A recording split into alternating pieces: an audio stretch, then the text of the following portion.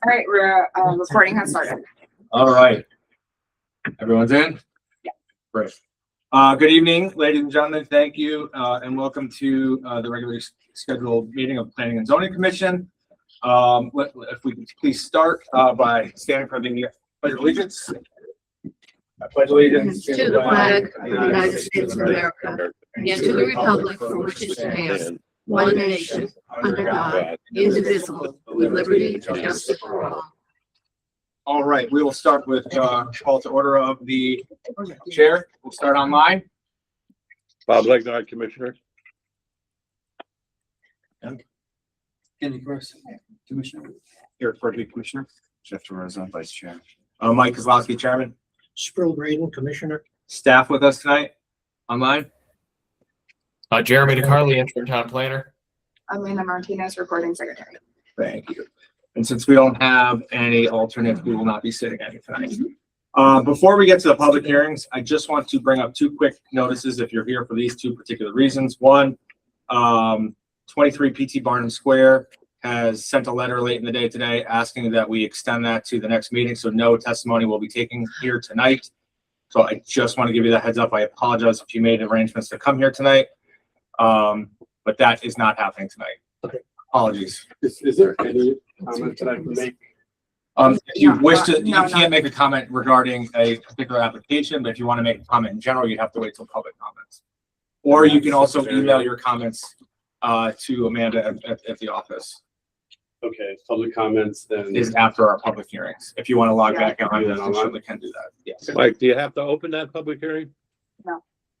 No, we do not have to open Okay. that public hearing. So I apologize for anyone that's inconvenient. The second thing, if you're here in regards to our first item on the agenda, the text amendment, that is in regard, we will get to that and read the public hearing in a minute.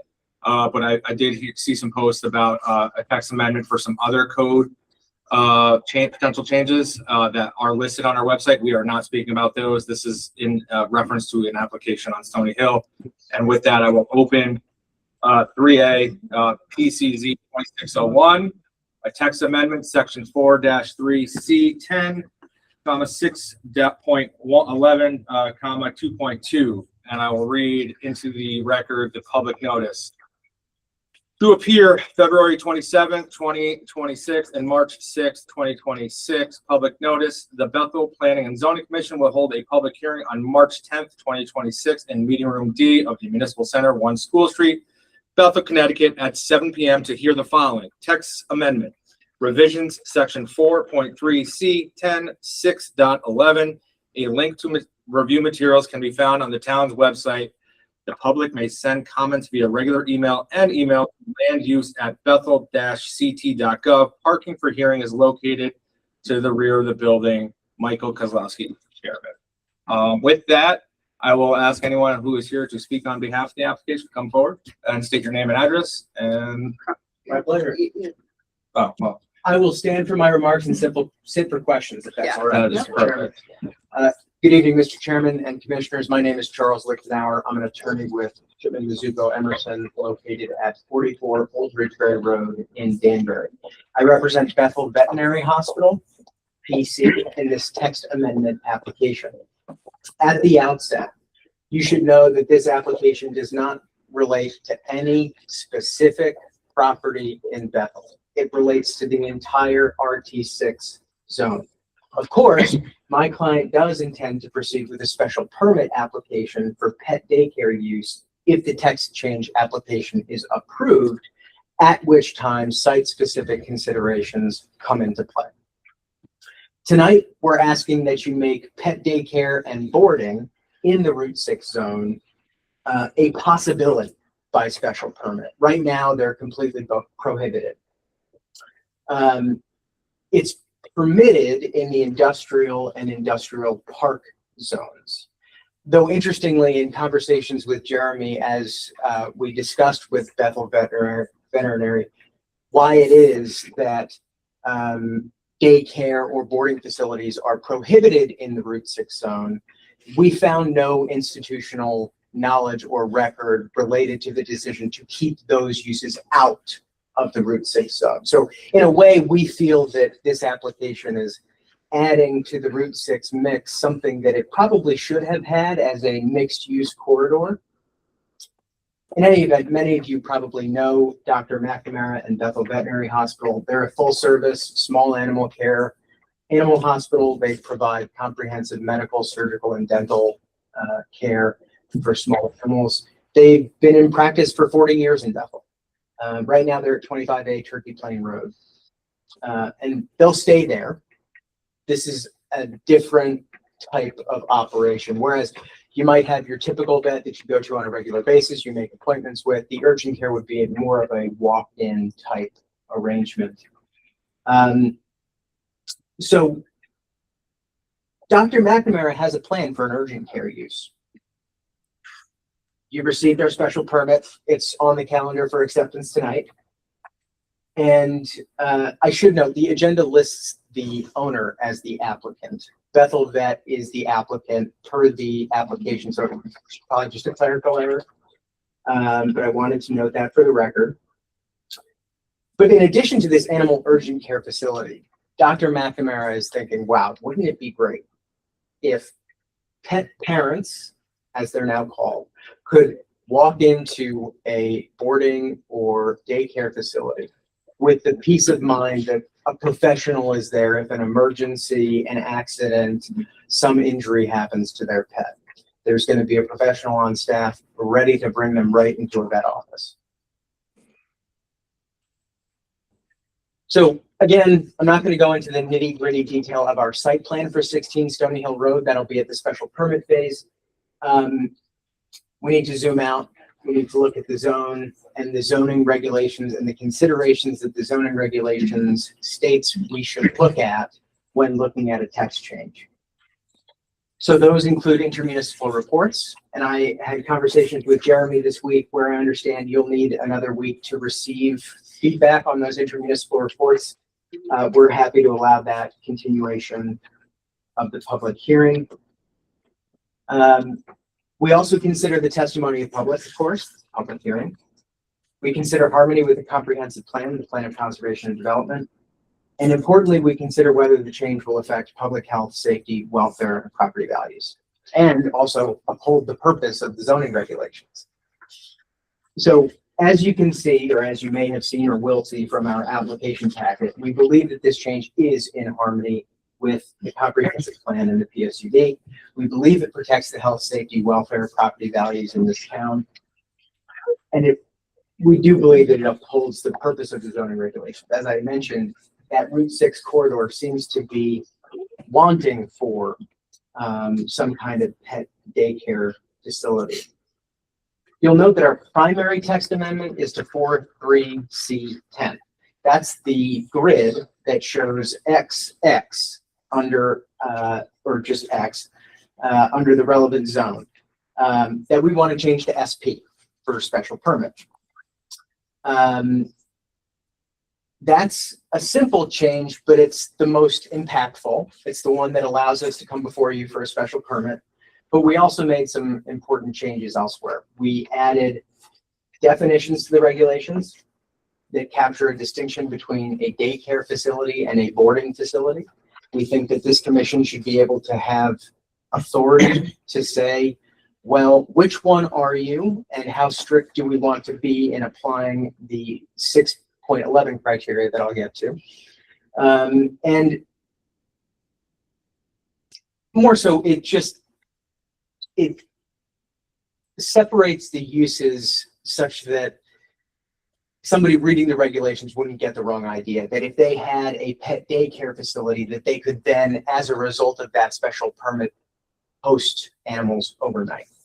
Now, of course, medical or veterinary facilities are allowed to host pets overnight in connection with animal care, but that's separate entirely. If, for example, the urgent care facility were hosting a patient overnight, that would be within the urgent care facility. That would not be associated with pet daycare. The boarding use would have to be approved in order for the daycare / boarding facility to be allowed to host animals overnight. Getting to the meat and potatoes really here of conforming with the regulations, the POCD, protecting ourselves, our property values, we include in 6.11 on, which is the section on the keeping of animals in the regulations, a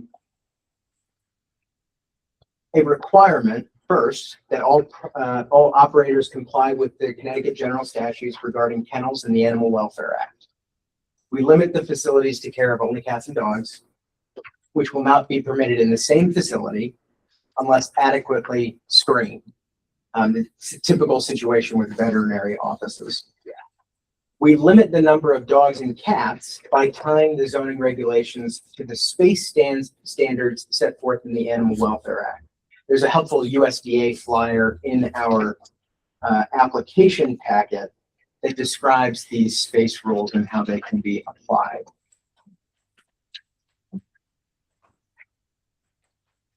We also require that activities be primarily conducted indoors. That's for the attenuation of noise. And we also require adequate soundproofing to minimize off-premises noise in accordance with Chapter 108 of the Bethel Municipal Code. Noise violations may be reported to and enforced by the Bethel Police Department with penalties as provided in the municipal code. Now, I did include legislative text on noise in the application packet. It is some of the most dense and most complex legislative materials I've ever given a planning and zoning commission. That being said, what it serves to do is it serves to show that Bethel's zoning ordinance, or Bethel's noise ordinance, has been approved in accordance with the statutes and regulations promulgated for noise by the legislature, by DEEP, and DEEP has been charged by the legislator with approving municipal noise ordinances. So your municipal noise ordinance is approved and enforceable. So that's why we tied it in to the zoning regulations. Finally, or not finally, we provide for fenced and screened outdoor areas for potty breaks, limited to the hours of 7 a.m. and 5 p.m. And we require outside animals to be constantly supervised by staff. When it comes to boarding, so these are the overnight animals, if we get that special permit for a boarding use, would be allowed potty breaks between 5 p.m. and 10 p.m. We require in 6.11 that animal waste be properly disposed on a regular basis, and we require that the facility be within 275 feet of the center line of the frontage road. And this is to separate it from residential development. Because residential developments are at least 275 feet from the center line in business and industrial zones. So the facility can be 275 and up, residences 275 and back, but we also added, because, hey, that could be a foot. We also added a minimum separation of 100 feet between the daycare use and any residential use. Let's see. So in the application packet, I've included reasoning behind the proposed text change, our statement as to its compliance or conformity with the POCD, and our statement as to its compliance with the comprehensive plan, which we understand to be the zoning regulations coupled with the POCD. And rather than reading these verbatim into the record, they're in the record, so I won't drone on, but I will rely on your review of those statements and their presence in the record for this application. As I mentioned earlier, Jeremy notes that we need to keep this application open until next time. I would welcome your approval at this hearing, but I will welcome it at the next hearing. And for now, seek your questions, comments, and we'll be happy to bring back answers if we don't have them tonight at the next hearing. Thank you. Thank you so much. Jeremy, before we get to commission or public comments, just one point of clarification. The intermunicipal, it's a state statute that we at least tell the neighboring towns, and of course, Westcog, you had mentioned in your update. Can you just shed a little light on that for us? Yeah, that's correct. We have to notify anytime a zoning regulation is proposed, that will affect a zone within 500 feet of the municipal boundary, we have to notify both the neighboring municipalities that could potentially be impacted along with the COG. And so we have notified both Danbury and Newtown, and we have also notified the COG. Unfortunately, through just a slip, we did not notify the COG in time for tonight's meeting. So that's why I'm requesting that we keep the hearing open. Very good. Okay, with that, I will open up to any public comment. Anyone in the room have anything they wish to ask or comment on this application? Seeing nobody. Anyone online wish to speak for or against the application before us? I do not see anyone. Great. Thank you very much, Amanda. All right, we'll move to commission comments. Mr. Legnar, do you have any comments? No comment. Ken? It was well presented and very thorough. Eric? No, I don't think anything at this time. Thank you.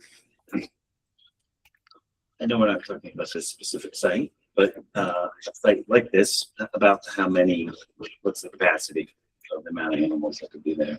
Towing a line there. A site like this, That will be assessed by the zoning commission at the special permit phase. Anything else? Yeah. Scroll? No comments. Kenny's point, thank you for the thorough presentation, and thank you for being thoughtful in protecting our town's integrity.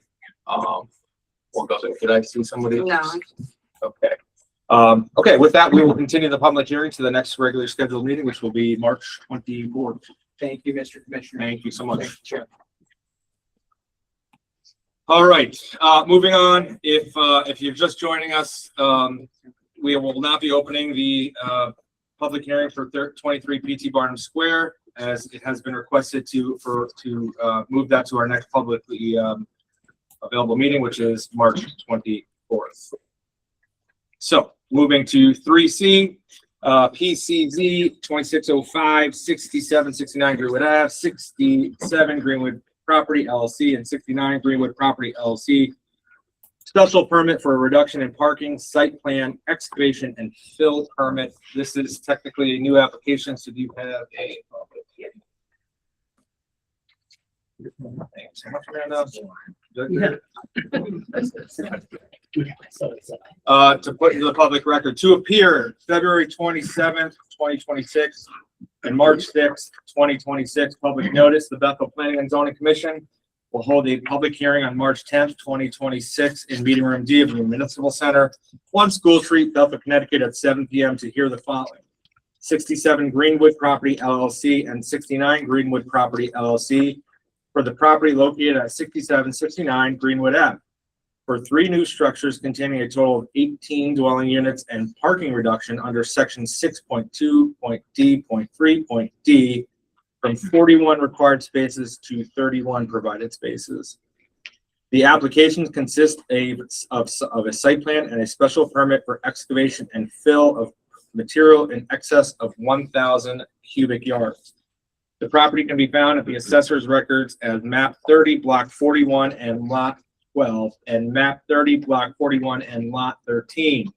A link to the materials can be found on the town's website. The public may send comments via regular mail and email to landuse@bethel-ct.gov.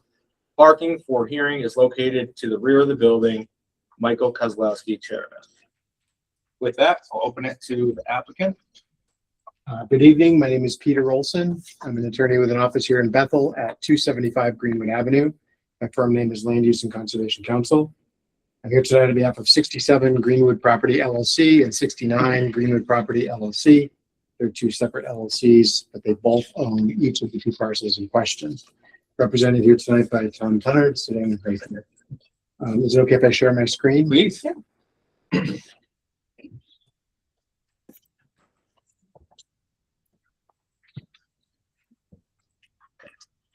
I have a copy of the legal notice that I mailed along with the 5 green cards that came back.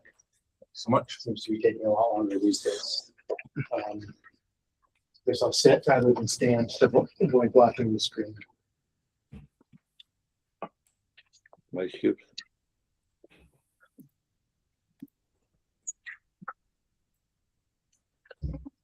Trying to get back to page one.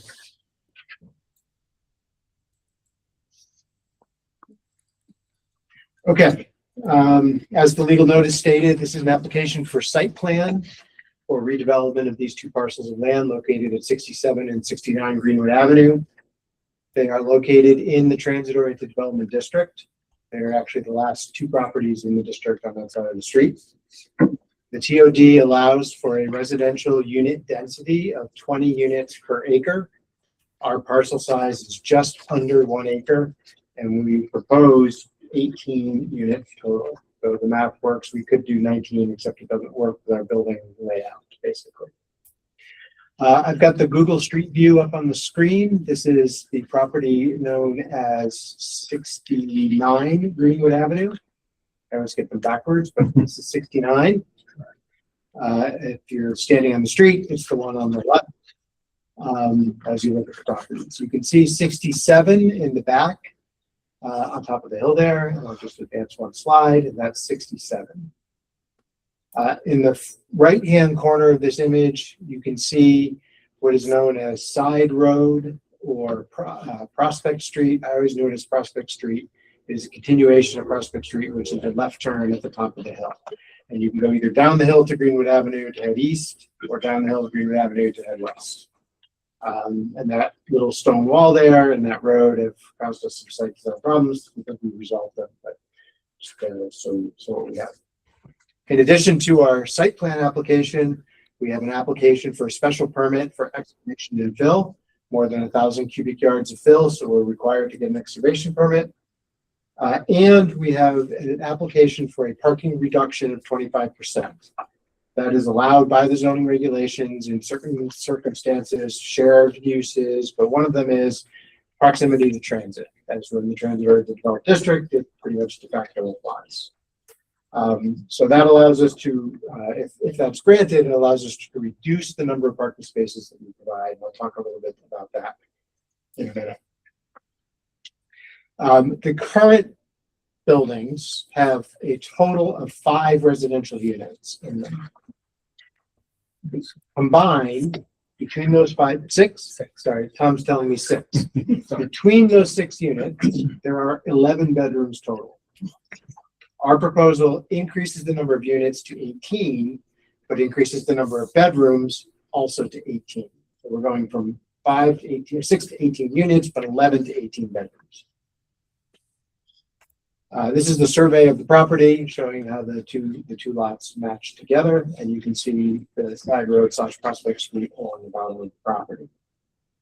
Our plan is to remove the 2 existing structures and construct new structures. Okay, so how did we get here tonight? We made a prior application. We first presented it to the commission in November. That application, we proposed removal of the 2 buildings and construction of 3 new buildings, each with 6 units in them. So a total of 18 units, or the same number of units as our initial proposal. This is the landscaping plan that was associated with that proposal. And you can see we had 2 buildings across the front of the property, each with 6 units, and then 1 building in the back right of the property, also with 6 units. Our parking area went all the way to the back, and we had to accommodate in that parking layout 41 parking spaces, as well as turning radii for fire trucks and for our garbage trucks. Because of the size of that parking lot, the distance from the road, we had to provide for a turnaround area for the fire trucks as well. So that was that proposal. We went through a couple of hearings with you and a bunch of back and forth with your staff and consultants. This was the architecture that we proposed for that initial development. Those are the 2 proposed buildings across the front. Always remember when you see architecture's renderings, they don't always take into account grade elevations or true background vegetation, but keep that in mind. And then looking at them from the rear, you can see the 2 front buildings and the back building. This is from the parking lot. So we ran out of time on that application, and we did a switcheroo, withdraw and resubmit immediately, taking all the materials, transferring them to the new application. We appreciate your accommodation on the application fee, not making us do the application fee. And we're now proceeding forward with a brand new clock. But in that time period, we had a lot of back and forth with staff and your consultants about a couple of issues, and that's resulted in some changes to the plan. Okay, first, we got a lot of, I'll say, comments from commission, staff, members of the public, asking us to try to save the existing house at 69 Greenwood Avenue. And we looked at it very closely, and we are unable to do so. The basic reason for this is that we have to put our new driveway on the left side of the property, and it needs to have certain curvatures to allow the fire trucks to get in and out, and the dumpster trucks, the garbage trucks in and out. And that means the location of that driveway ends up being fairly fixed, and it goes right through the corner of that existing house. So it has to come back. Second, we did look at putting the driveway up the middle between the two existing houses. And our engineer will talk more about that later, but that does not work for fire truck access because we lose parking spaces, and it doesn't work for the garbage truck access because they can't turn around. So that is in addition to the existing site condition, the sightline condition of those driveways being substandard and terrible, and us not wanting to make that worse. So that was the one possible alternative. So putting that aside, what we decided to do is sort of abandon the architectural proposal that we had for the two buildings in the front, and each with 6 units in, and replace them with two buildings in the front, which with 4 units. And what that allowed us to do was present a smaller, I don't want to say footprint, but smaller visual impact along Greenwood Avenue, more consistent with what's there now. And then second, instead of replacing the architecture with a new design that our architect did a great job with, we believe, we decided to replace the structure at 69 with a new structure that takes inspiration from the old structure. So it's not exactly the same. We're not trying to rebuild a historic home with new construction, but we're taking the basic design. And when we get to the architecture, I'll have more to talk about that a little bit. But to compare, this is what we're proposing to build to replace 69. And if I can zoom back quickly, that's the existing 69. Okay, so keep that in your mind. And then when it's Maura's turn to talk, she'll go through the design inspiration for that. Second, with input from staff, we applied for a special permit to reduce the parking requirement. I used to do those as a routine, and sort of I got the impression from various members of the commission and prior commissions that that wasn't a favorite approach anymore, so I stopped doing them. And so our initial plan showed we can build a giant parking lot with 41 parking spaces, which would comply with the regulations 100%. But we have 18 units with 1 bedroom each. And if you add a little bit of visitor parking, it's really not necessary to have 41 spaces for that number of units. So we think it's appropriate in this case to provide 31 parking spaces, which allows for a significantly less amount of pavement and allows for a significantly smaller parking area, and means we don't have to provide for the fire truck pull in and pull out turnaround. So as noted, the regulations specifically provide for this in proximity to transit, moving the transit oriented district makes it appropriate. So our plan has 31 units, 31 parking spaces. We think that's more than enough for 18 units. So the other thing that the reduction of the parking lot allowed was to allow us to only have 8 units across the front in 2 smaller buildings, and then have 2 buildings in the back where we had a parking area originally. And so the buildings in the back have a total of 10 units, a 4-unit building and a 6-unit building. That was a change from the building that was on the side. We essentially rotated that 6-unit building around to the back, and that had a significant effect on the walls that we needed on the side. So we were able to reduce the size of the retaining walls on that neighboring property. Obviously, that helps us construction-wise, but it also means less of a visual impact to the site itself. So we think these are very positive changes that have come out of the collaborative process with the commission and staff and your consultants, and hopefully you agree. We still are waiting on a engineering review of our revised plans, which we submitted last week. So obviously we can't close the hearing tonight. We hope that we've worked through all the engineering comments and we'll get minor comments back and we'll be done at the next meeting. We did get comments from a couple of town agencies saying, well, you shouldn't allow the parking reduction, which the only thing I can say to that is we think it's appropriate to allow the parking reduction and we think it results in a better project. So that's my only comment to respond to those, and I haven't asked the engineer to address those. So let's move on to the consultants, the experts on this, and we'll start with Maura Newell-Wan of 72 Architects. She's the architect on this project. She's had quite a few conversations with you, with your staff, and with Alyssa, the commission's consultant. Maura. Is it all right if I do sit? I don't know if there's rules. No, Laura, nice to see you. Thanks for having me back.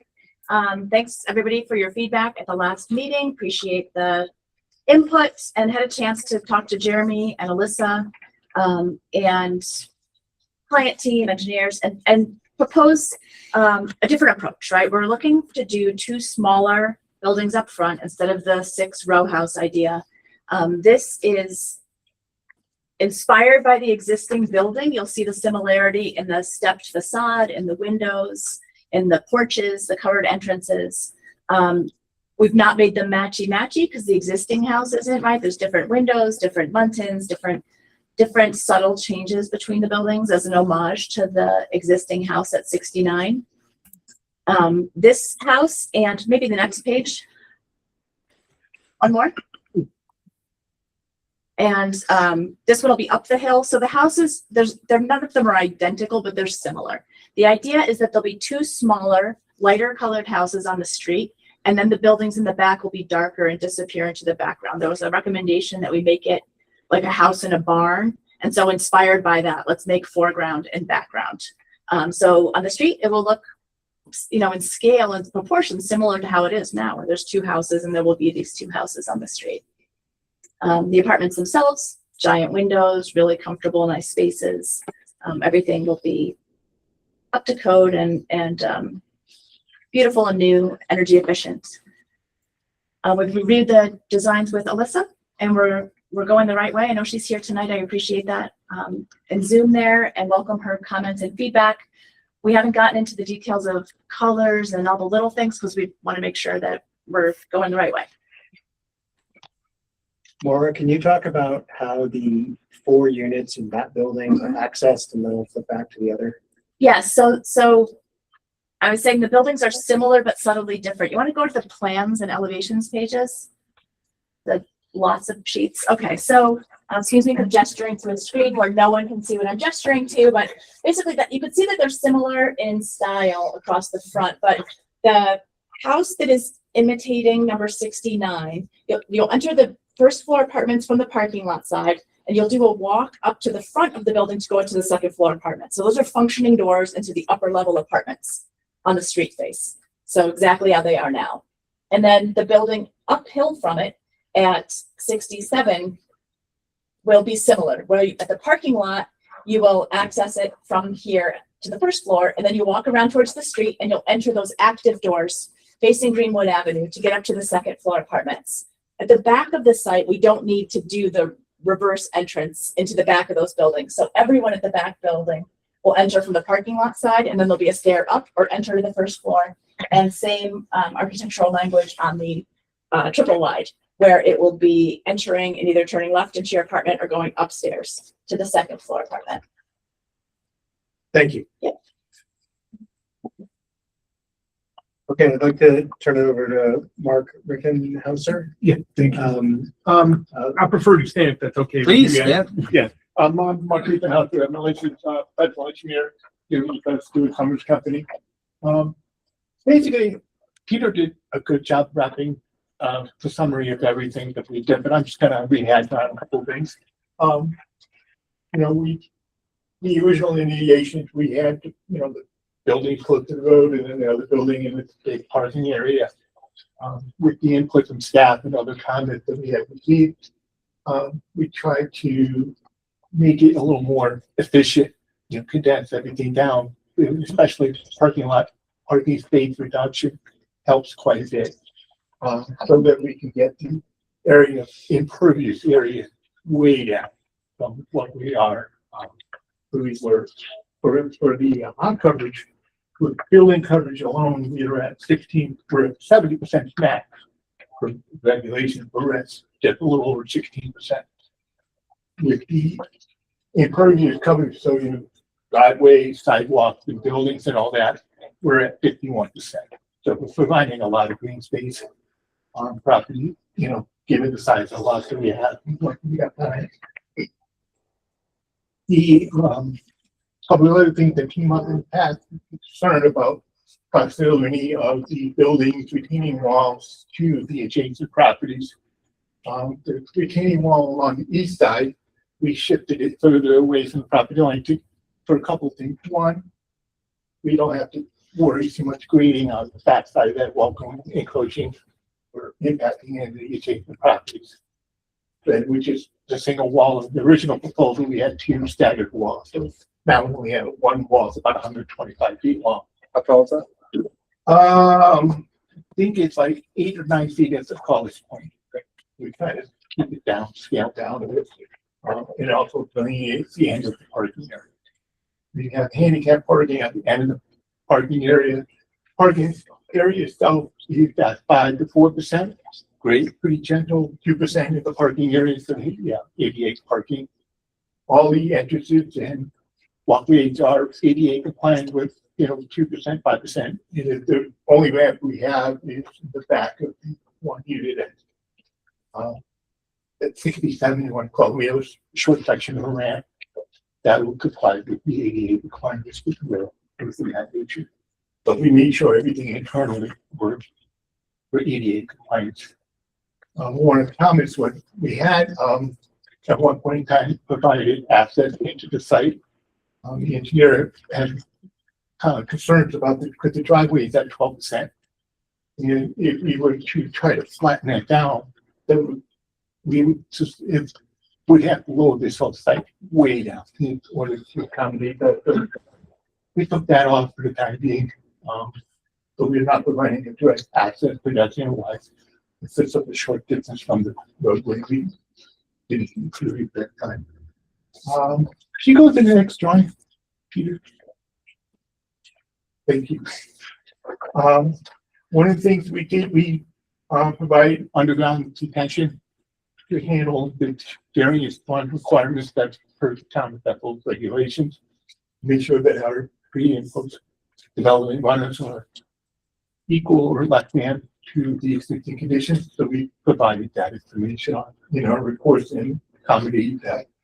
All of our cap basins have liquid sumps, hoods on them. We have 2 treatment structures for pre-treatment of salt water one before the detention system and one is before any of the last remnant of water being assigned, providing adequate treatment to that. The site is on water and sewer. We have those approvals already. We had gotten a comment from the fire department. We had adjusted the grass paver area. It's not shown on this map, but it's on. It will be. We're just waiting for the comments from the engineer before we finalize everything. But we made some adjustments to the grass paver so that the fire marshal had accepted that for the adequate turnaround area for the fire apparatus. She goes to the next slide for me. We're providing standard FME controls, stockpile areas, erosion control blankets, stabilize entrances depending on what phase of the project we are. Initially, the main entrance will be through the existing driveway area until they get the site started. And then once that closes up, then we use the main entrance that's proposed. There'll be anti-traffic hazards, so fencing and other things that's all part of required. Thanks. You want me to talk more about the alternates, the other dumpsters and things that I need? Why don't you talk first about the actual street line improvements that we're doing? Oh, yeah, thank you. We can go back one. One more. On the so there's, as you know, there's an existing sidewalk along the frontage. Some of it is quite disrepair. So because of the drainage work that we need to do to connect to the state drainage system. Parts of that sidewalk is going to be reconstructed. We've also added an extra sidewalk up towards the side road or extension of Prospect Street. And one of the comments from the last time was suggestion of adding a painted white line along the base of the existing stone wall that's there that we plan on not touching. If it started to construct it for any reason, we will get those there to protect that wall and reestablish it. But the main reason for that painted white line was just to give somebody pedestrian access past the site. Because we don't have any room to put a sidewalk on that side of the road there. So this is the current fire turning Yeah. diagram. Yeah, so the fire truck would come up, enter here, back up onto the grass paver area and then exit out. The garbage pickup, similar route, coming straight in, backing up and taking out. Yeah, and it's good too. We extended that paver area. So the one drawing that Peter had mentioned earlier, we looked into maintaining the existing driveway at the primary entrance. But it just makes it very tight for the fire truck to get in and out. Plus, it impacts the parking area quite a bit. The other problem is with this driveway, the sight lines out onto Greenwood are very restricted looking to the left because of the retaining wall and grades. So we don't feel that is a safe and viable option for the development for this project. Mark, on this plan, did you look at putting the dumpster area between the two buildings in the rear? We did put it here on this particular one. We also looked at it, if you go to, did you have the other side there? No, just that one. Just that one. With putting the dumpster in this location, with the layout that we have, doesn't allow for, because of the spacing that's required for that dumpster pickup, for the dump truck to come in and back out, and it just doesn't give us room. So we didn't feel it was viable to have the dumpster. But sometimes you might get effective odors being so close to the buildings and that nature, so we prefer to keep it where we have it. Mark, what input does the state DOT have?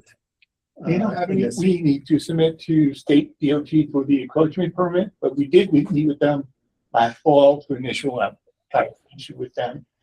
So, Did they have any input for us? not at that time. Thanks, Mark. Thank you. So we prepared and submitted a traffic report analyzing the traffic impacts of the proposal. And I'm glad I see him on Google, and hopefully he's listening and can jump in. Is Joe Valskis of DHB, who's our traffic engineer. Joe actually did the Caroluzzi site, and so is extremely familiar with the intersection and the improvements. So Joe, I'll turn it over to you.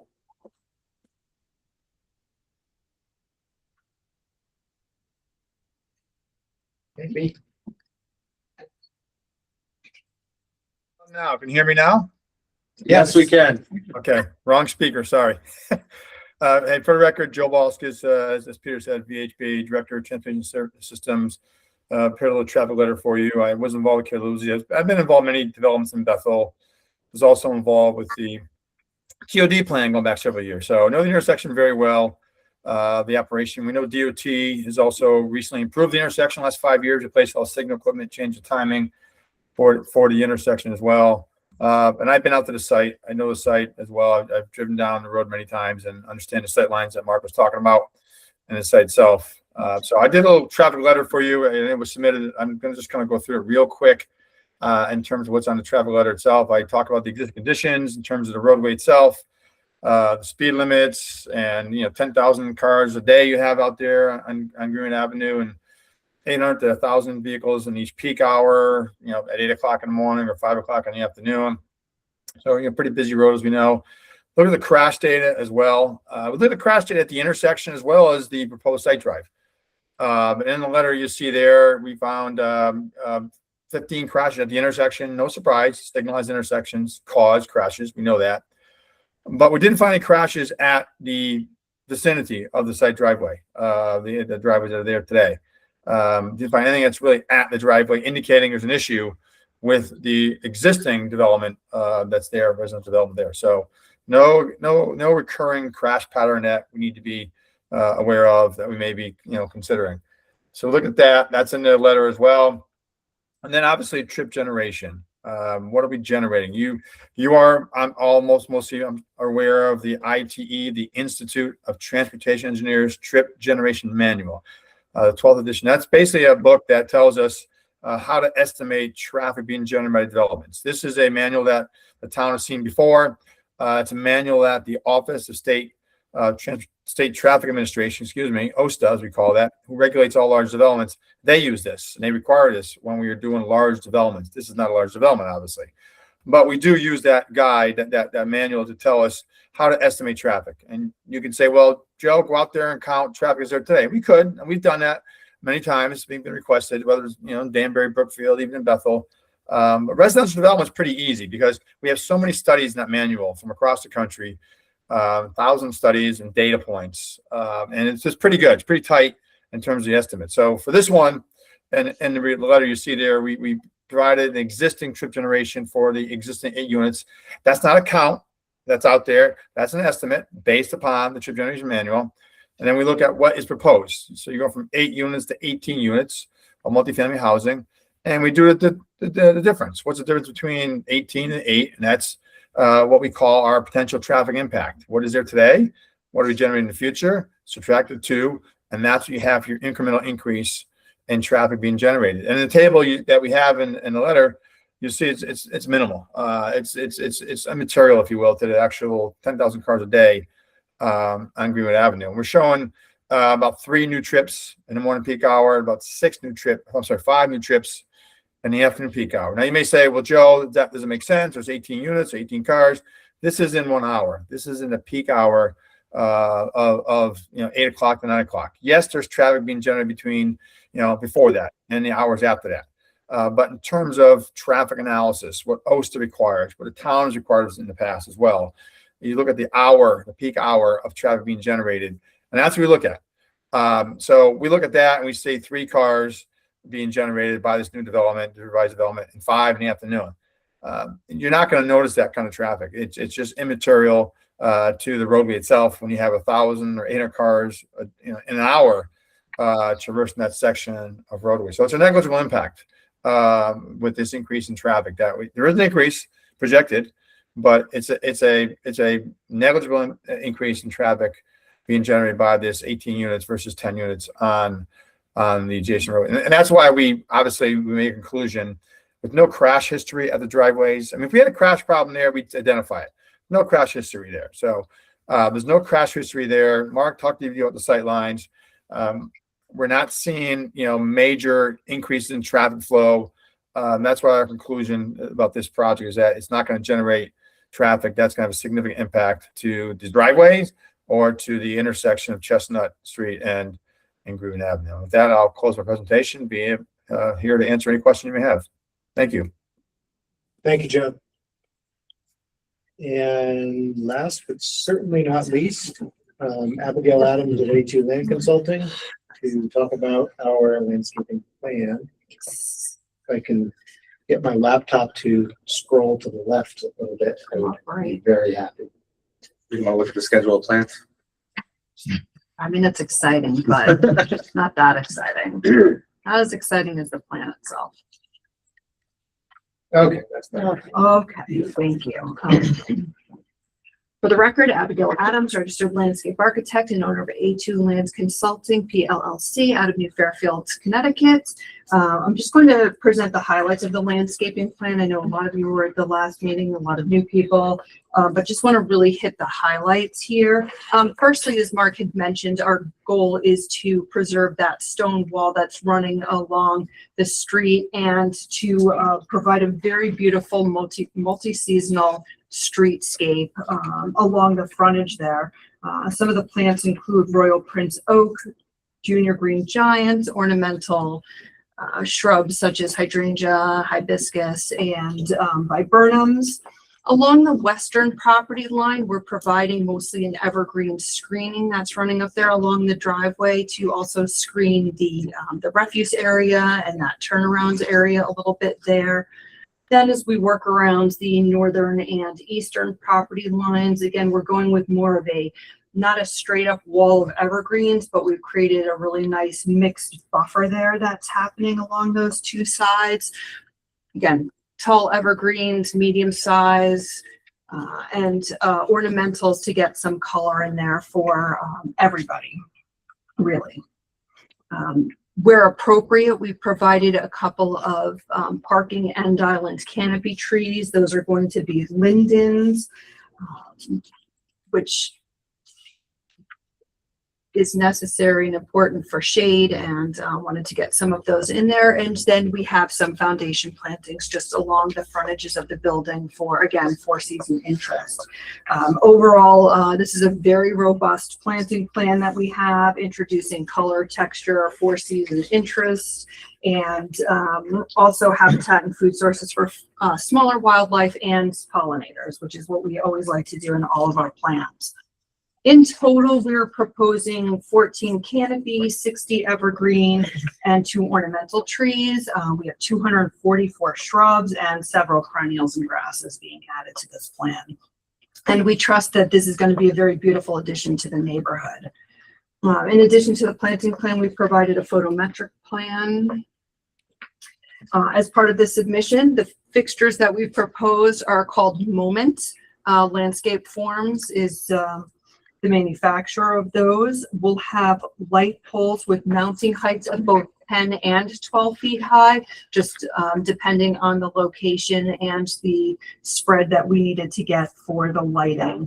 The wall-mounted fixtures will be at all of the entry points, as Maura had discussed, and then we do have a few wall-mounted at the back of the property just to give a little bit of light back there for safety reasons. The proposed color temperature we have for these light fixtures is 3000 K, which is a nice compromise between the bright white and the very warm tones. We have somewhere right in the middle.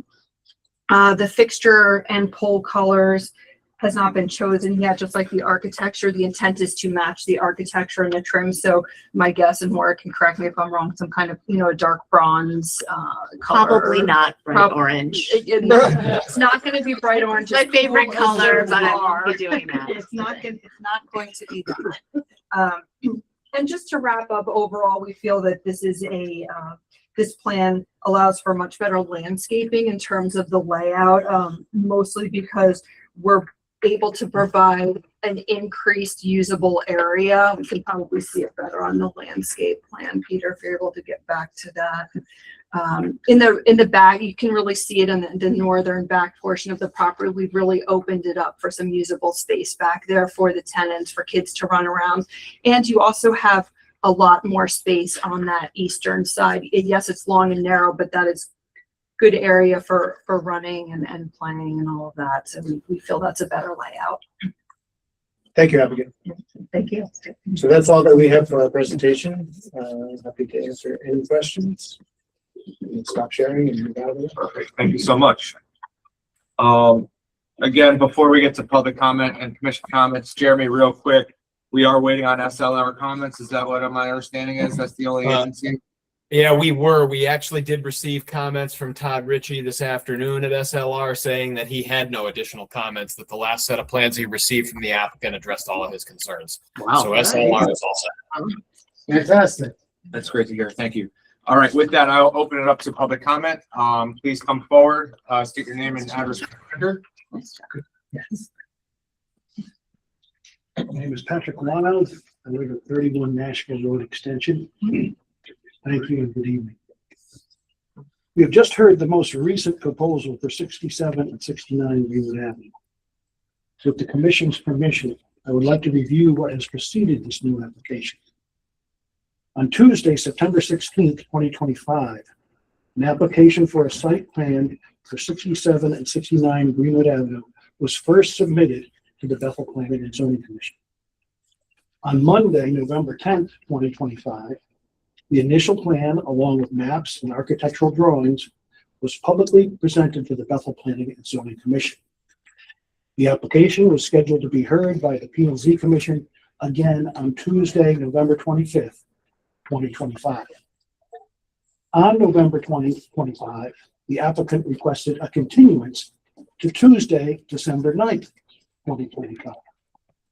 On December 9th, 2025, the applicant requested another continuance to Tuesday, January 13th, 2026. On January 13th, 2026, the applicant requested yet another continuance to Tuesday, January 27th, 2026. On January 27th, 2026, the applicant submitted a plan significantly different from the original one. The number of proposed buildings was increased from 3 to 4, and a special permit application was requested to reduce the parking from 41 spaces to 31. When commission members requested architectural and landscape plans for this new design, they were told that the engineers did not yet have them completed. Following this meeting, the revised site plan is scheduled to be heard by the commission on Tuesday, February 10th, 2026. On February 10th, 2026, the applicant withdrew the application for 67 and 69 Greenwood Avenue and requested an immediate resubmission of new applications to be presented on Tuesday, March 10th, 2026.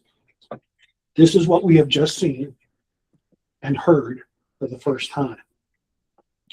As I looked at the presentation, I was very interested to see what these buildings will look like. Because in a recent newspaper article, the architect of this project was quoted as saying, to build a fake historic building to replace an original one is unethical. And yet, that's just what we saw in the drawing on the screen. Now, given the chronology of the events that I have just shared, does this building proposal honestly sound as if it has been well thought out and placed in competent hands? Obviously, the answer is no. In addition to this multitude of missteps, since the last time this proposal was discussed by the commission on January 27th, the applicant's attorney has spoken with the press and made the following statements, and these are direct quotes. When asked about the fate of the 2 historic houses on the property, the attorney said the following: it's essentially at this point lumber. People are invited, if they would like, to keep pieces of it.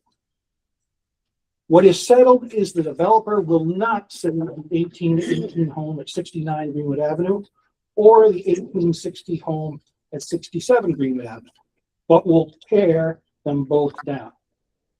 The Planning and Zoning Commission has no authority to prevent the demolition of a historic building. It's not your call. I can file an application tomorrow to demolish those buildings just because I feel like it. These are direct quotes from the Danbury News Times. What is most astounding about these comments is that they were made at a time when the applicant had no application before the commission, as the first one had been withdrawn and the second had yet to be presented. You just saw it for the first time a few moments ago. The attorney was announcing to anyone who would listen that this project was a done deal even before it was presented to the members of this commission in a comprehensible form. I don't know how the members of this commission felt when they saw those comments in the newspaper, but I'm sure you can guess my reaction. I know how difficult it is to sit where you do now and try to make these types of decisions. Having served on the Board of Education and the Board of Selectmen, and having had a father who once sat on this very same Bethel Planning and Zoning Commission, I know it isn't easy. And when someone totally dismisses your worth, writes you off as a rubber stamp, and tries to use you as a doormat, it doesn't sit well. At previous meetings, the applicant's attorney has tried to bully you into believing that you should in no way be concerned about the historic value of the buildings at 67 and 69 Greenwood Avenue. I would like to read you some more direct quotes. This time from the Town of Bethel Plan of Conservation and Development, prepared by the Bethel Planning and Zoning Commission, which was adopted on January 1st, 2020. In a section entitled Vision of the Future and explained under the theme of protecting natural resources and community, the plan stresses the value of preserving Bethel's unique natural, historical, and cultural resources, which are integral to the town's identity.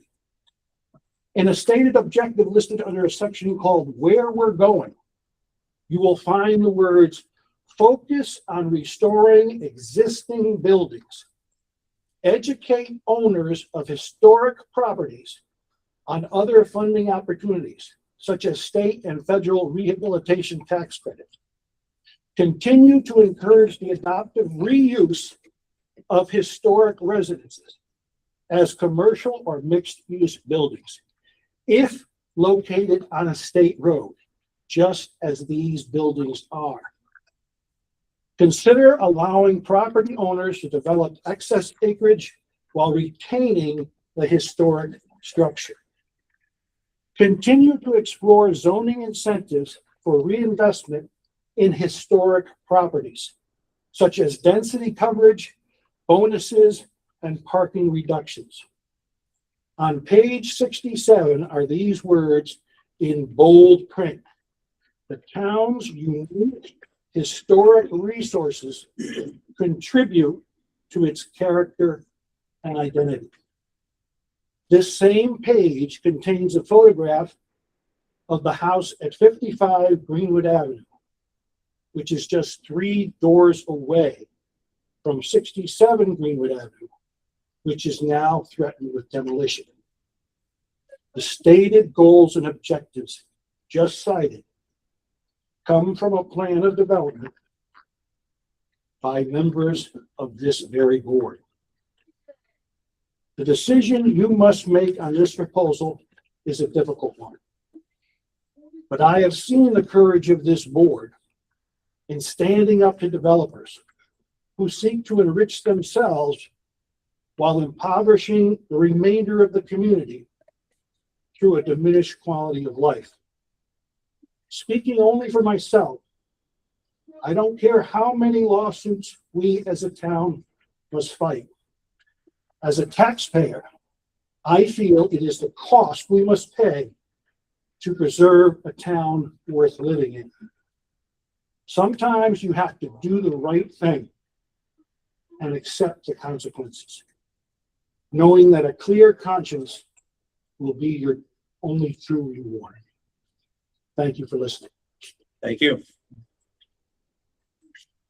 Anyone else in the public here which wish to speak on about this application? Please come forward, state your name and address. Yeah. My name is Veronica Canosis. I live at 16 Prospect Street in Bethel, Connecticut. I don't actually, this is my first time doing this. Can I ask questions? Please. Okay. Direct them to the Yes, commission. okay. Please. So the 2 properties is the property that's being developed, they already belong to those 2 properties, right? There's they haven't obtained additional property to develop things, right? So these 2 houses own all of that property, all that acreage that was behind there. That's our understanding. Yes. So I just want to make sure of that. Second one, where the driveway is currently proposed, obviously we lovingly call it our ramp at the end of Prospect Street. As it comes down, my only concern would be that it is very close to the lights there, and it's already, the sight lines are already difficult, as was mentioned in the proposal. Coming out of those 2 driveways, like when we come down our ramp, if a car is coming out of those driveways, it's already, it can be confusing who goes first and all that. So I think it's better where it's proposed to be, but it's very close to that light, and there is a lot of traffic coming through that light, which I know you already addressed, but that's the other concern I have. And thirdly, I know they mentioned that they were not planning to address that stone wall, but we've been living in there for 25 years and that stone wall has significantly deteriorated over the years. And I'm worried that the construction, any of that construction is going to make that wall, those houses come tumbling down onto the ramp and into Greenwood Avenue. I'm not proposing anything. I'm just raising those. Bringing that up. Thank Yeah. you. Great. Anyone else here in the public? Please. Hi. Or wait. Can we wait Okay. till the end because we've got some people online. Anyone online wish to speak on behalf of this application? Not seeing any. Maura, Attorney Olson, if you don't mind, I'd like to get to commission comments, then we can answer all those questions if that's okay. Okay, sure. Is that okay with you guys? Okay, great. We'll start online with Mr. Legnar. No question. Ken. The plantings on the perimeter, what are the height of the trees, evergreens? Install height, Yes. I'm gonna say 7 to 8, but yes, 7 to 8. Okay, thank you. Anything else, Ken? That's it. Eric. No, on, just kind of a general comment. I think change or the thought of change is hard. And I actually feel, my perspective is that I think the folks who presented tonight have made a really concerted effort to be mindful of how difficult that can be. I think you've listened to the input from the commission, from people in the community, and this process keeps going on, but it does feel collaborative, and I feel like that's something we always want to applaud. So thanks for that part of it. Yeah, I feel the same way, Eric. I think we've come a long way from the original site plan and the architectural changes are duly noted.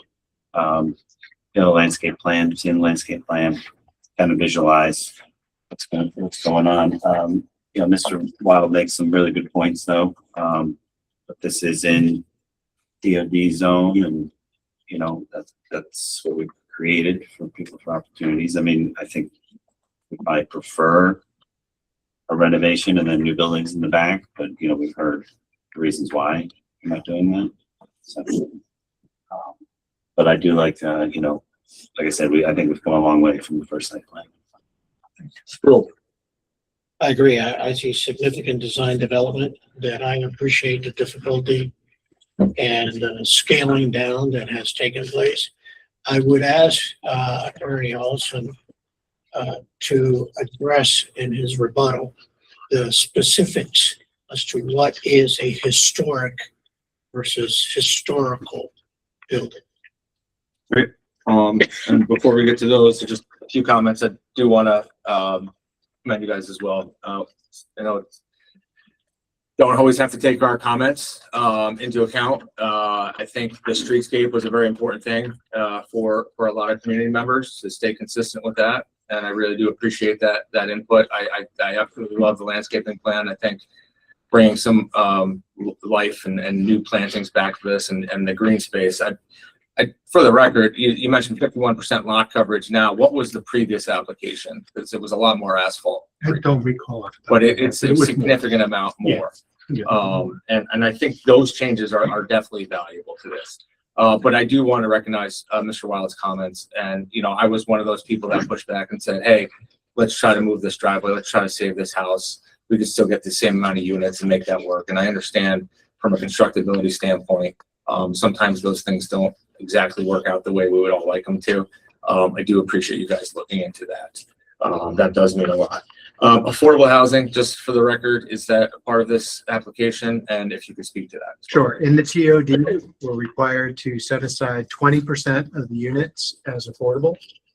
I think that works out to 4 based on rounding. Mm-hmm. And so we submitted an affordability plan with the application that does it. I don't think we changed it when we moved the units around, but we'll designate 4 units as affordable. Those are 80% of the state median income. Thank you. State median. State median income in the TOD, correct. there's different language in the regulations in different sections about whether it's state or local. The TOD was state. Maura, I know you were wishing to respond to one of the questions or comments, so. Sure. For the record, I just wanted to clarify that I had not spoken with the News Times. I believe that they were quoting the things I had said to the commission last time I was here. I haven't spoken to the newspaper. Yep. Yeah, so I was going to say the exact same thing. I feel like I need to be a little defensive based on the comments from Mr. Wild. I did not speak to anybody at the News Times. They did not call me. I do not speak to the media on any application. I don't believe that's my position. So I do know that the News Times watches these meetings and takes the video and transcribes and ascribes quotes to what people say. So I am sure I said exactly what Mr. Wild said I said, but in a public hearing to this commission. So presumably when you read it in the newspaper, if you did, which you shouldn't be, by the way, reading newspaper articles about pending applications, but if you did, you said, oh yeah, he said that in the hearing. Second, in terms of the detailed history that we heard, I think it's indicative of the collaborative process that we've gone through. We've spent 6 months working on this application, and our design team has worked very hard to take comments of the commission, of your staff, of your outside consultants into account, revise the plan. And in my mind, this is exactly how this process should work, right? We do our best to come up with a development that we think works and works for our client. And you tell us where we've gone wrong and where we should fix it and what we should do better. And I think we've done that. I will say that the layout we presented to you at the last public hearing we had on the prior application. So it's been in front of you for quite some time. Mr. Braden, the question of historic for historical isn't quite the question I think you want to ask, because historic is basically old. Old in the context of New England means one thing, but old in the context of architecture doesn't necessarily mean colonial. That there are many examples of historic architecture from the 1950s. I worked on a project in Richfield on Philip Johnson project at the Schlumberger headquarters, and there's no doubt that Mr. Johnson's work is historic. The glass house and the office building he described there, but that's only 75 years old, and that's really not that old. The question is, what is the legal framework that governs old structures? And the answer is, you can have a historic district that is formed by the town that protects structures within the boundaries of the district. The historic district has a historic district commission that has legal authority over development in that district. And Bethel does not have one. I recall when I first started practicing law, there was some discussion about doing one on Grand Street. And the people of Bethel who would have to voluntarily subject their properties to this oversight did not want to do it. So there is no historic district commission. There's no historic district in Bethel. There is state and federal historic registers that do provide some protections for historic buildings. Neither of these properties are on a historic register. Maura, I think you looked at the vicinity of that. Can you talk about that in a moment? Sure. For a moment? Yeah. Starting immediately? Sure. Okay. I dumped that on you. There'll be no more stalling, but I didn't memorize the things. Oh, here it is, the Greenwood Avenue Historic District. So Bethel does have a historic district. This is well outside of it, and I didn't memorize the notes to say all those things again, but basically the historic district is from Library Place over to PT Barn Square-ish, and does not extend out to where we are. But when Maura uses the word historic district, what she means is a area that is on the state That's right. historic This is on the register. state and national historic register. So what And that this- means is that somebody has gone and analyzed all the structures in this area, come up with common characteristics that make them historic, and applied for recognition. It's on the register. That is not what I said is a historic district with a historic district commission, which is a legal authority created by the town. We do not have that. We are of that area, but we are not in it for this property. So beyond that, what is clear is that the Planning and Zoning Commission has no legal authority to preserve historic structures. And to the extent I can be accused of bullying you, yes, I am bullying you. I'm telling you this is what the law is. And I hope that your conscience tells you to follow the law. It's not your job. If we wanted to have historic district protection, we could create it in the town, and we haven't done so. The Plan of Conservation and Development, and frankly, the zoning regulations, have a number of sections in it that talk about how important historic preservation is. And I do want to make sure that you understand that I think historic preservation is important. I have a historic house myself. This is something that you as a commission should be encouraging people to take into account. We should be holding our feet to the fire. We should be educating us. But the language in the Plan of Conservation and Development is advisory only. It has no legal authority.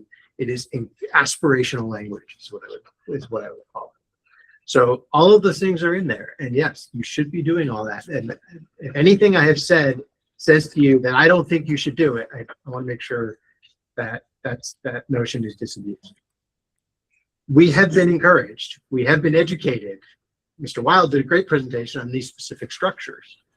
But at the end of the day, sometimes you cannot save an old building. It just is the way it is, and we have to move on. So we do the best we can to preserve the look and feel of the area. And I think we've done that with a collaborative process with the commission. So when I started tonight, I said, well, we're waiting for engineering comments, but apparently Jeremy has confirmed that the engineer has no additional comments. So I think we've responded to all comments from your consultants. I was just gonna say, I agree. I think we're close with that. Two things I would like you guys to look at is definitely the concerns with our neighbors about the stone wall. Yeah, I can answer that. I'll talk about that. That, and then also, love where the architecture is going, the scaling down of it on Greenwood Ave. I know you're working with our town architect. I would love to see, if possible, something a little bit more, I don't know, this is just me, being that it's in TOD, and we do have some jurisdiction over that, what the architecture looks like. I won't speak for everybody. This is just my opinion. And if we could see what those maybe are just developed just one step further from, and I know you were waiting on, hey, are we going in the right direction? I think you have that feeling from us tonight. So you don't think the 3Ds that we showed, I guess Maura will tell me those aren't 3Ds, but. Well, yeah, 2D plans and elevations, and I had some wireframe 3D models of the forms of the buildings. I'll open it up to the commission if they'd like to see more on that. I was thinking the same thing. I was actually a little confused on I agree. which building was which. I know the one on the left, 69, is the one that's was totally redesigned to make, you know, like the homage to the current building. But the one on the right is, I don't know which style the one on the right is. 67. Okay. 60. Yes, it was, yeah, that was a 3D of it. I don't need. Let me call it up. Should I get back into the Let me weeds call or it up should I because just? I would yeah. love to get this Is close. that a similar design to the ones that are in the back, or? I've got it right here for you. I've got 67 in here in 3D.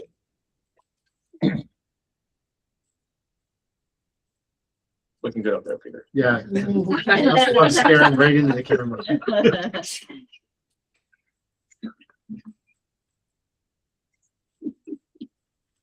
Well, Peter looks at that. I know Jeff just spoke. Does anyone else have any commentary on the architecture and their concern? Not really concerned, but would like to see that prior to closing this, or are we good with where it is?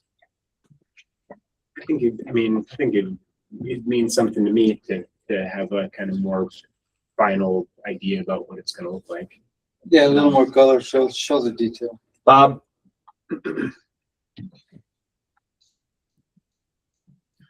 So let me talk for a minute about Sure, go please. timing and see if I can answer Ms. Canosa's questions here, because I did forget to do that. The process that the town follows for TOD projects in the TOD is that once you've approved it, the next step we have to do is to prepare building permit plans and submit them for building permit. And because there were some experiences with some TOD projects where the plans changed from approval by you to approval by building permit, Beth Cavagna, the former town planner, instituted a process where she required sign off from Alyssa Volpati and from Beth on the building permit stage. And so there will be that additional protection. And we would be happy to come and show you those plans as we go through that process. We would love to get the site plan element of this closed and hopefully move to approval so we can move to that before we spend all the additional money preparing all those plans. So I said share screen, but it's not sharing. To be fair though, there was some agencies that weren't quite comfortable with some of the comments still. I know engineering SLR came back and said they had no further comments. The only other agency comments were on the parking and the reduction of the parking lot. And as I said, that was a big design change for us. We either accept that we're doing that or we don't. Let me answer Ms. Canosi's comments before I go on, and maybe Amanda, if you can figure out why I'm not able to share. It says you are. Yeah, interesting. All right, I have an idea. Ownership, the two lots each have their own house on them. They are both owned by 67 Greenwood Properties LLC and 69 Greenwood Properties LLC. For this application, we've not acquired any additional land. They bought it a few years ago and they've been renting it ever since. For sight lines, we have Joe Balskis, and he said in our traffic engineer, that moving the driveway from the center location where it is now to the left side will increase the sight lines and remedy what is not a great situation right now. So that's the best place for that driveway location. On the stone wall, I'll have to ask Mark to confirm this, but if the stone wall collapsed, our buildings are far enough away that the buildings will not collapse and fall into the road. Mark, can you confirm that for me? Yes, that is correct. We do have a note on the plans to any repairs that, any damage to that wall during construction, the wall to be repaired to equal or better condition. So we took note of that. So yeah, that number one is the buildings won't collapse, right? Number two, what we were talking about is if we were to damage the wall in its current condition during our construction, we would restore it rather than knock the whole thing down and replace it.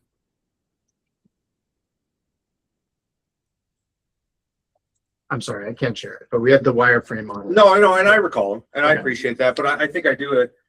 I understand it's moving in the right direction. And I understand where maybe there's confusion of what the other buildings were. I think it's great. It's looking that good. I'll just take a quick consensus of our board, see how we feel about it. I have one more question. Yeah. So we're talking about retaining walls. There's a lot of trucks going to be moving fill, right? You're getting a special permit for fill, right? There's going to be a lot of trucks going on this. I'm a little worried about those trucks going up the side road on Prospect, what we know is Prospect Street. Is there a way for them to avoid that road to go out just to 302? Because I drive by that wall, and if that wall does this now, so yeah, I don't think we want any of our trucks turning left upside road, right? okay. Well, but or if they were headed the other direction, they might go out that way. So that would probably be a condition that I would put in there that no trucks on It would that. be a reasonable condition of approval. I can't see why they would do it, but yeah. Okay. Just real quick consensus. Mr. Legnar, are you in favor of closing it, or would you like to see more architecture? Yes, we can close it. I think we've come a long way with this project to try and get the best we can for the area of the town. Thanks. Ken? I would like to see a little more color rendering of the back buildings and a little more finished look. Like an overall site. Yeah. Eric? So just so I understand the alternative to keeping it open, we would still see the final renderings at what point? I know Alyssa and Jeremy would have to kind of sign off on it. But when would we see those? And would it just be a courtesy, or how does that work? So ordinarily, we wouldn't come back to you when we did a building permit application, Right. But you can put it as a condition of approval that we will come talk to you and show you our final architecture with renderings prior to submitting for building permit approval. I have no problem with that in this particular case because there has been a lot of discussion about architecture and we want you to be comfortable with it. But you're showing us we can't make a change then. Architecture can always be changed, frankly, especially by you. That's a good point. So ordinarily you can't control architecture in the TOD because it's a village district. You can. And so if we came to you and said, here's what we'd like to do, and you said, well, we don't like that, we'll work with you and change it. Alyssa, I see you turned your camera on there, so if you please like to chime in as our resident expert. Yes. Hi, everyone. Elisa Volpati. consulting architect. So if it puts any members of the commission at ease, I just wanted to chime in and say that, you know, I have worked with Maura and her design that she has basically redone, given comments by the commission.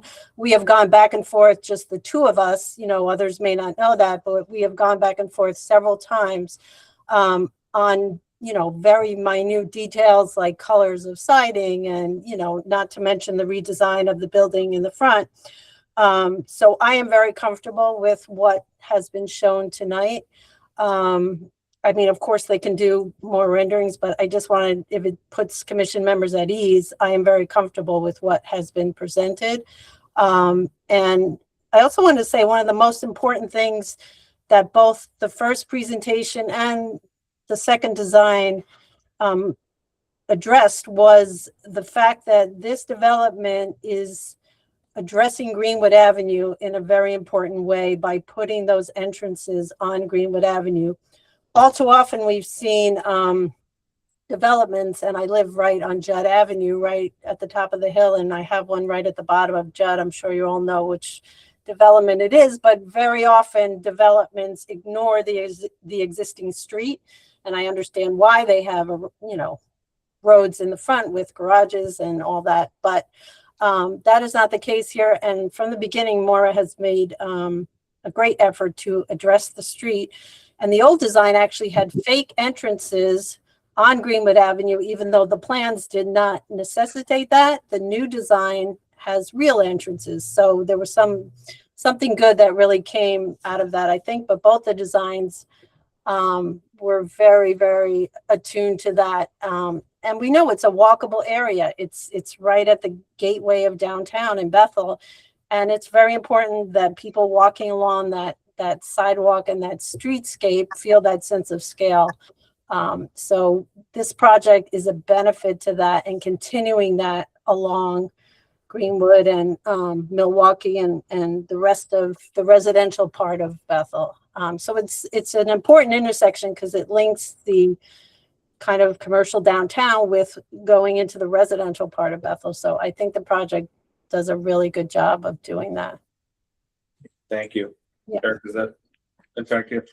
Yeah, it does. I mean, I kind of spoke earlier to tip my cap to the folks who are putting this together, but I think also to acknowledge the public comment too. You know, I think wanting to make sure we get it as right as possible, you know, and exert whatever kind of control we have to do that. I think we just want to acknowledge the gravity of those public comments too. And I don't think any of us take it lightly, you know, and so I think it's just born out of that concern. So I'm having an expert, which I am not, say that she's feeling comfortable where we're at, and makes me feel good. So you'd be okay with? I will be. Yep, Jeff. Yeah, I'd be okay with closing. Roll. Yeah, I'm in favor of closing it. So that looks like it's 1, 2, 3, 4. I would, yeah, you have a majority. For the record, I would love to have a little bit more control. Like to Ken's point, you know, I know you'd work with us. That's just me personally, so 4 to 2. But I appreciate that. So we don't have to take a vote to close, right? So we will close the public hearing. Thank you very much. Appreciate it. Thank you very much. Thank you. Thank you. Okay, moving on to item 4 of the business meeting 4A, minutes from the 2/24/2026. Did everyone have a chance to review the minutes? Yes. Does anyone have any comments about the minutes? Motion to approve. Second. Okay. All in favor? Aye. Any opposed? And I will abstain since I was here for that one. Really well run. Did a great job. There is no invoices tonight. No. So we'll move on to 5, new business. This is PZZ 2606, 16 Stony Hill Road. Referenced earlier today about the text amendment, Jam Realty LLC, but we understand that it's Bethel Veterinary. We'll make that appropriate change. Special permit for Animal Hospital. Are we looking for the next meeting on the 24th? Or are we pushing this out? Not sure. Let's see. I would recommend the first meeting in April, just Yeah, because April. there's notification requirements and a few other things we need to do. All right, so we will, all right, I'll make a motion to set a public hearing for PCZ 2606, 16 Stony Hill Road, Bethel Veterinarian Hospital. The door has to stay open. Yes. On April 7th, and I, as part of that motion, request that all the drawings be submitted to the appropriate departments within the town of Bethel for review. Second. All in favor? Aye. Any opposed? Any abstentions? Passed unanimously. All right, we'll move on to number 6, public input.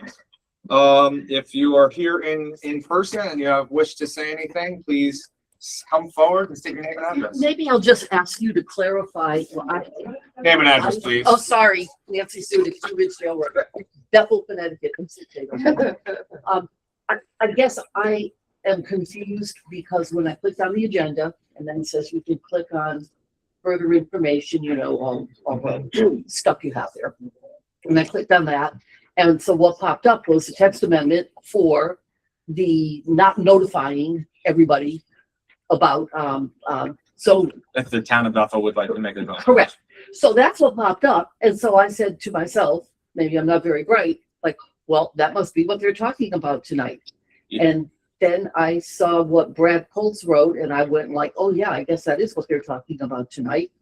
And We are not talking about that tonight. so why did that pop up? I don't think that should have popped up because there's nothing, we have nothing regarding that at all.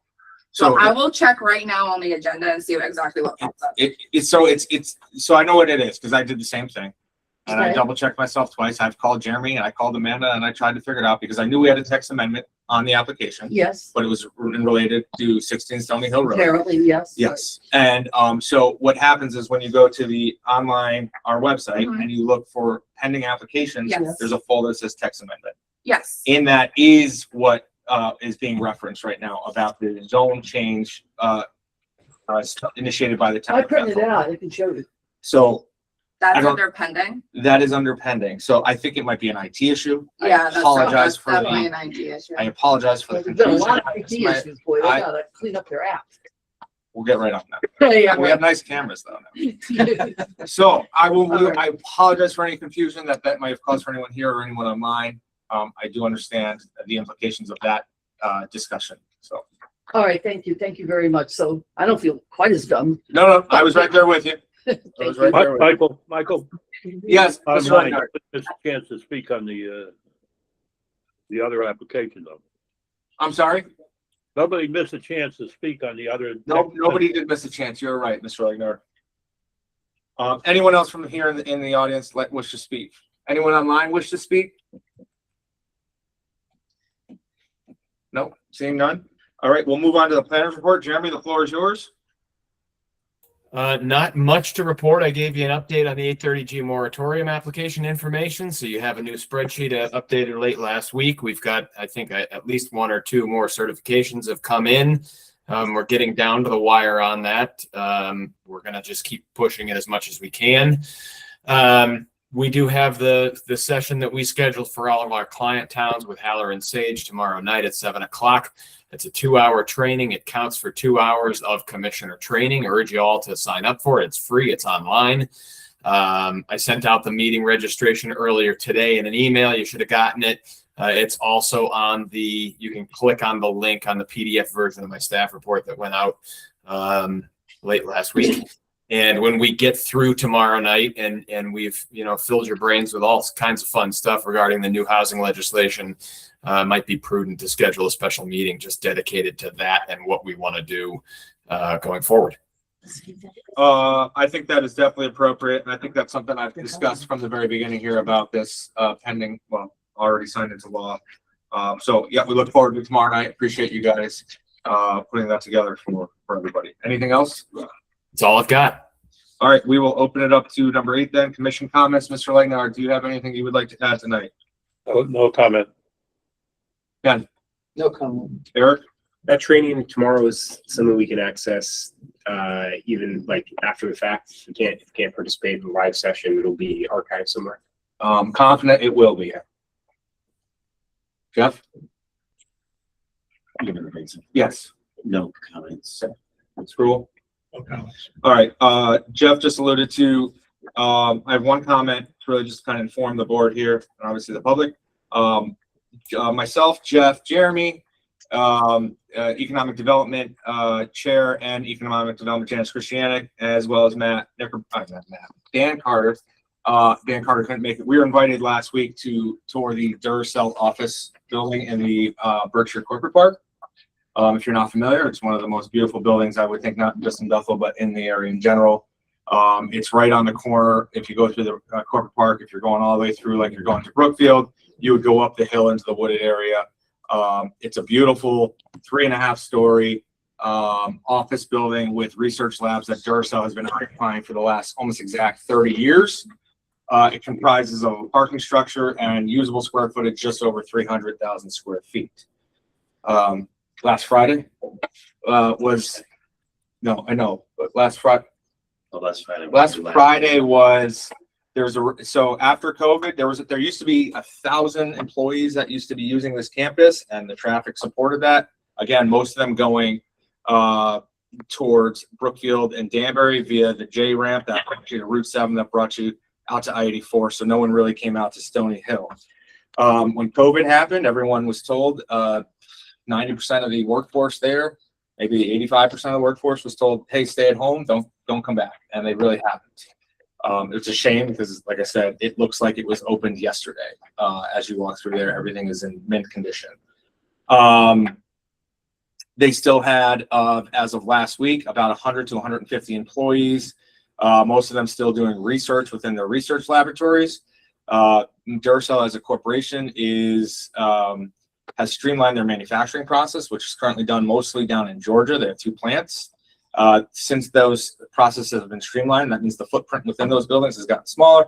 Where am I getting at? All the R&D is now going to be moved into the vacant spaces down in their Georgia facilities. So as of Friday, all but maybe 20 employees are now officially done at Duracell.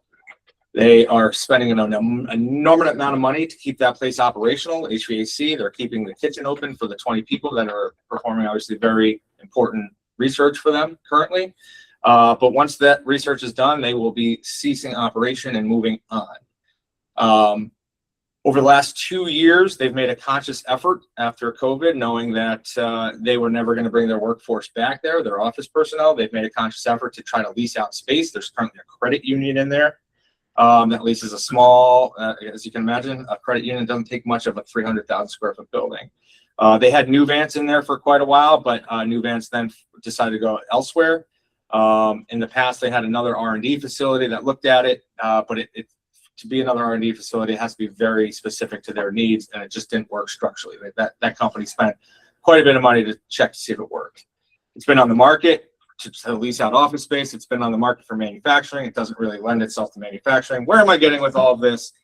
People have approached them, and I'm not asking for consensus. I just want to let you know, people have approached them as a mixed-use development. Currently, it is an industrial zone. Mixed use is not allowed there. Industrial use is the only thing allowed there. What would a mixed use look like? It could potentially be medical offices that would support, or other amenities like health and fitness that would support some sort of residential aspect. They have medical office in the park. You're right. Yeah, I apologize. There is medical office, but that would be a congruent use to something like that. I can only speak for myself. I can let Jeff speak in a second, but like I said, the place is gorgeous. It is a park-like setting. I encourage anyone who has never driven up there. I bet you a lot of people don't even know it's there. Drive up there and just go through the promenade. They're part of Berkshire Hathaway, right? Yes. Berkshire bought them out a while back, or are they still owning them? I do not know that. Yeah, no, it said right on the sign. Did it? Berkshire Hathaway Company. So they want to turn it into businesses and apartments? that would be the ideal situation. They are not doing anything, for the record. They want to make it more marketable. They want to be able to tell somebody, hey, the town might be interested in hearing this. Now, with that would become, and Jeremy could speak to this, we'd probably have to draft we wouldn't, an applicant would draft, or we would assist with drafting an overlay zone. Jeremy can go into the specifics of that in a second. Looking at if this is feasible, we would still hold all the cards to say, hey, no, we don't want to see any of this. But here's my input, and then I'll let Jeremy and Jeff go. It's one of the, like I'll say it again, nicest buildings in the area. It's never going to be repurposed for office. It's just not the way the world is going right now. To find it, it's never going to be a manufacturing facility. It's not set up for that. It's almost ideally set up with the corridors and everything else to be a multifamily, at least a good component of it. What would Duracell do if they couldn't sell it? Duracell would most likely not hang on too much longer. They are currently the largest taxpayer, at least they used to be the largest taxpayer in town. Most of that being the property and the value of the property. They've said it in those short terms, they would knock it down. And then they would be stuck with a piece of property that they would pay taxes on and then sell that off. Now the topography up there suits this building. It's 40 acres, and it's not 40 acres where you can go ahead and put a bunch of manufacturing facilities. You might get 20, 30,000 square foot footprints here and there. In my opinion, it's worth exploring, or at least being open to the idea of a mixed use. Maybe it's a deed restriction, 55 and older, so we're not interrupting the school. I think the traffic is already, like I said earlier, kind of taken care of, with most of them going towards Brookfield and using those resources over there. It's not something I take lightly with all the other housing projects that we've had come through this town. But if there was ever a case for a good one, Mr. Wall just said adaptive reuse. I know this isn't a historic building, but this is an adaptive reuse that could be a good story. There's a building in Newtown on Peck Lane. You know where that is, right off 25? Yes. There's an old former building just like Duracell. There's a former manufacturing with offices. It's completely renovated and rented to businesses. Same idea. That could work. Yeah, listen, I just want to see if we're open to ideas of a mixed use type of Are thing. all the 40 acres in Bethel, or are part of those in Danbury? I believe it was all Bethel. All of Bethel? Mhm. 100%. It's like right in the corner. of I'm Bethel, Danbury. incredibly Brookfield. familiar Yeah. with that building. Jeremy, I'm gonna have to recuse myself from any. understood, and I understand. Jeremy, if you could just speak, just to educate everybody, what it would take as an overlay and why that is and what it would look like.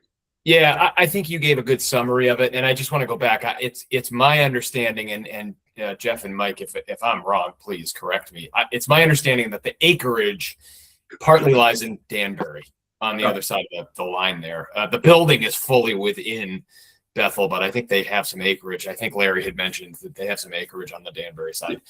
But besides that, in terms of the location of that building, it's fully within the industrial zone. It has no residential zoning surrounding it within the town of Bethel. So to try and rezone that to something else, you're looking at a spot zoning case there. You're taking one lot and turning it into something other than industrial when there's nothing next to it to connect it to. Doesn't make a lot of sense. So I think the concept that could potentially work there is some kind of adaptive reuse, either floating or overlay zone. And that would probably come from the developer. It probably wouldn't come from you. But if we got into a situation where Duracell can't find a buyer and that's the only way to market it, then we might be in a position where we might want to create a zone that could eventually be applied there by a potential developer. I don't mean create a zone and apply it to that lot, but you might want to consider creating some kind of a zone that allows mixed use in that setting where you're trying to preserve the building. 300,000, 400,000 square foot building is nothing to sneeze at. It's about 30 years old. And as Mike said, it's beautiful. I mean, I was kind of shocked when I was up there at how attractive that facility is. And the setting is park-like. I mean, you want to talk about creating a community of residents and businesses, some kind of mixed use, or even if it went all residential, it's a gorgeous spot for something. So, I think whatever we can do to try to preserve that building rather than lose it, it would be in our best interest. Yeah, and just for the record, they kind of put me on the spot and asked how many units I thought could go in there. And just with my experience in doing these type of facilities, sometimes it's, there's obviously a circulation factor, there's an efficiency factor, there's some mixed use components that, there's already a gym there, there's already a commercial kitchen there. There would probably have to be more parking, and maybe the basement underneath it, one of the wings becomes parking because you just want to get parking closer to units. I said somewhere between 200 and change units. And then Larry, the gentleman who walked us through, said people who have looked at it thought that it would comfortably, a good development, not overdevelopment, would be 200 to 250 units, just so we're all clear. But I want you guys to chew on that and think about it. You know, potentially might put something on a work session where we can actually look at some maps in the next meeting or two. So if you have any questions, think about that now. I encourage you again, go drive up there. Yeah, I just want to say Yeah. a couple things. You know, I look at a lot of things from a financial perspective, and you know, I kind of did a quick analysis on this, and you know, Duracell's paying $1 million, close to $1 million now, right? They tear it down, they're paying $50,000 a year. So then what do? We wait for someone else to build something to what? And then most of the other industrial properties in that neighborhood are getting $200,000 a year. Now they're not that building, but who knows what someone would build. So, you know, from a financial perspective, I think as some type of mixed use, you could get back to that $1 million a year revenue or more. So, you know, that's where I am on it, you know, because I'm not really too anxious to get a lot more residents in here unless it was senior assisted or age restricted.